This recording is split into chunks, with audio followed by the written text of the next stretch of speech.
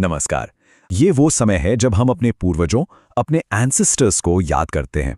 हम उन्हें खाना, कपड़े मतलब तरह तरह की चीजें अर्पित करके अपना सम्मान दिखाते हैं।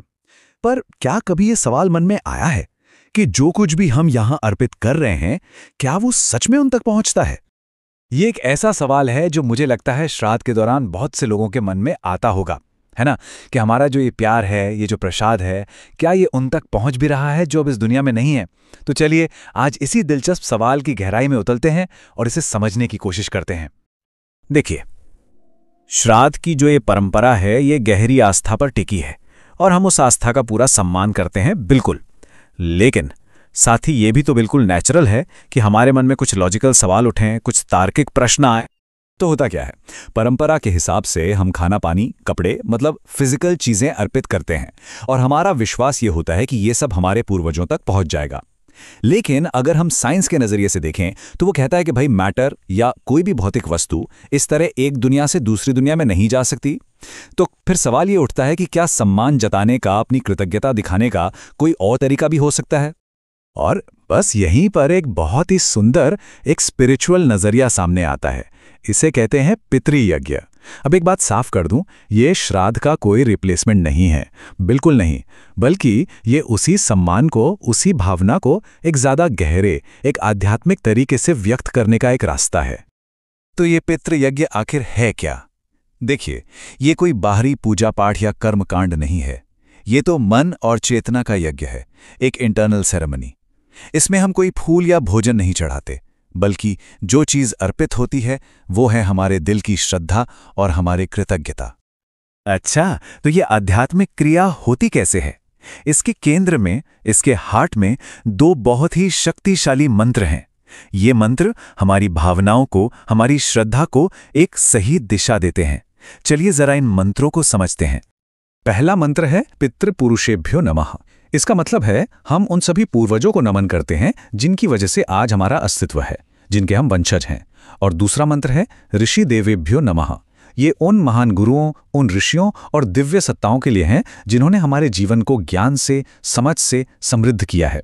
तो ये सिर्फ हाथ जोड़कर प्रणाम करना नहीं है, ये अपनी जड़ों को, अपनी रूट्स को पहचानना है और उन्हें दिल से सम्मान देना है। पर एक मिनट, इस यज्ञ में जो ये अर्पण शब्द है, इसका असली मतलब क्या है? हम क्या अर्पित कर रहे हैं? इसका जवाब, इसका जो गहरा दर्शन है, वो हमें मिलता है भगवद गीता में। गीता का ये श्लोक ब्रह्मार्पणम, ये पितृयज्ञ की नींव है, इसका फाउंडेशन है। ये क्या कहता है?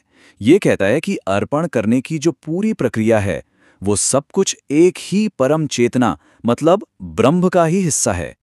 जब हम इस श्लोक को और गहराई से समझते हैं तो पता चलता है कि जो अर्पण करने का काम है वो ब्रह्म है। जो चीज अर्पित की जा रही है यानी हमारी श्रद्धा, वो भी ब्रह्म है। जिसे अर्पित किया जा रहा है यानी हमारे पूर्वज, वो भी ब्रह्म का ही रूप हैं। और तो और जो अर्पण कर रहा है यानी हम खुद, वो भी ब्रह्म ही हैं। सब कुछ एक ही चेतना के अलग अलग रूप हैं। आप जरा इस पर सोचिए, अगर सब कुछ एक ही है, सब कुछ ब्रह्म ही है, तो फिर देने वाला और लेने वाला अलग अलग कैसे हो सकता है ना? कमाल का विचार। इसका मतलब ये हुआ कि हमारे पास जो भी है वो असल में हमारा है ही नहीं। हम तो बस उसे वापस उसी सोर्स को, उसी स्रोत को लौटा रहे हैं जहां से वो आया था। तो अब हम साफ साफ देख सकते हैं कि इन दोनों तरीकों में, श्राद्ध और पितृयज्ञ में, एक बहुत ही फंडामेंटल, एक मौलिक अंतर है। चलिए इस अंतर को थोड़ा और साफ साफ समझते हैं। तो देखिए, एक तरफ श्राद्ध है जिसका फोकस बाहरी क्रियाओं पर, फिजिकल रिचुअल्स पर है, और दूसरी तरफ है पितृयज्ञ जिसका पूरा फोकस हमारी आंतरिक चेतना, हमारी स्पिरिचुअलिटी पर है। एक रास्ता चीजों के जरिए, वस्तुओं के जरिए सम्मान दिखाता है, तो दूसरा रास्ता सिर्फ शुद्ध भावना, प्योर इंटेंशन के जरिए। तो सवाल ये उठता है कि इस आध्यात्मिक यज्ञ का, इस पितृयज्ञ का असली महत्व क्या है? ये हमारी सोशल और पर्सनल लाइफ के लिए जरूरी क्यों है?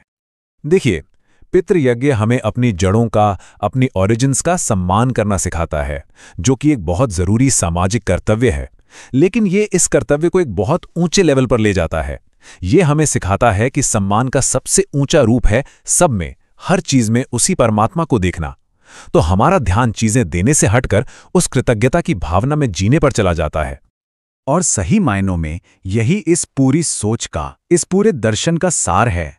पितृयज्ञ कोई ऐसी चीज देने के बारे में नहीं है जो हमारी अपनी है। ये तो परमात्मा की ही चीज को वापस परमात्मा को ही अर्पित करने के बारे में है।